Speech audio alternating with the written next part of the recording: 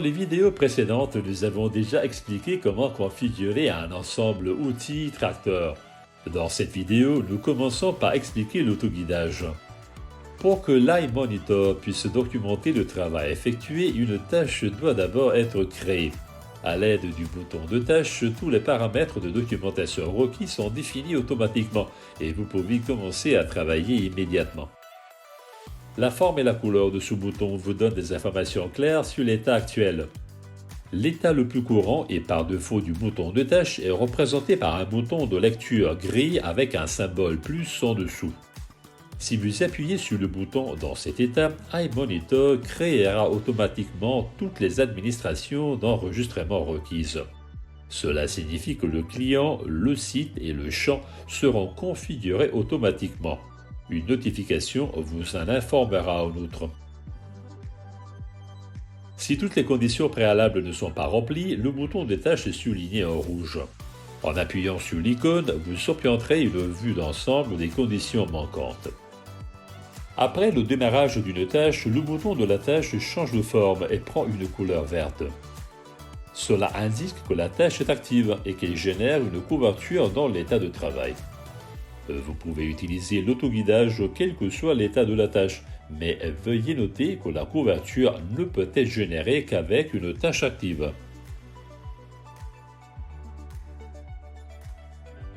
En appuyant à nouveau sur le bouton de la tâche, vous pouvez interrompre ou arrêter la tâche.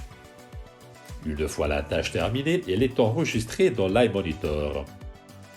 Par la suite, vous avez la possibilité de rappeler la couverture, par exemple pour créer des limites de champ sur la base de cette couverture. Passons maintenant à l'utilisation pratique. Pour utiliser l'autoguidage, désactivez le mode route et appuyez sur le bouton d'activation Easy Steer. Après avoir appuyé sur le bouton de tâche, l'iMonitor vous proposera automatiquement de créer de nouveaux champs sans ligne de guidage. Après avoir sélectionné le type de ligne de guidage, définissez le point A et commencez à travailler. Pour créer la ligne de guidage, définissez le point B. Pour un fonctionnement optimal de l'autoguidage, ce point doit être défini le plus tard possible.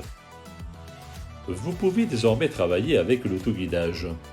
Vous l'activez en appuyant sur le bouton Auto Steer sur la coudoir ou en touchant le bouton gris dans l'iMonitor.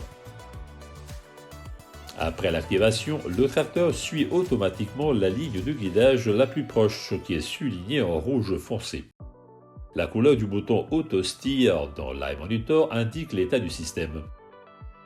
S'il est rouge, toutes les conditions de l'autoguidage ne sont pas remplies. En touchant le bouton, vous aurez une boîte d'informations. Si seule la vitesse minimale n'est pas respectée, vous avez la possibilité d'activer le délai de mise en marche. Après avoir double-cliqué sur le bouton, celui-ci clignote en jaune pendant 15 secondes. Si vous dépassez la vitesse minimale pendant cette période, le bouton devient vert et l'autoguidage s'active. Vous pouvez désactiver Auto Steer en intervenant sur le volant, en appuyant sur le bouton ou en immobilisant le tracteur. Lorsque le travail est terminé, vous mettez fin à la tâche en appuyant sur le bouton de la tâche. Étant donné qu'un seul champ peut être attribué par tâche, nous recommandons toujours de commencer une nouvelle tâche par champ.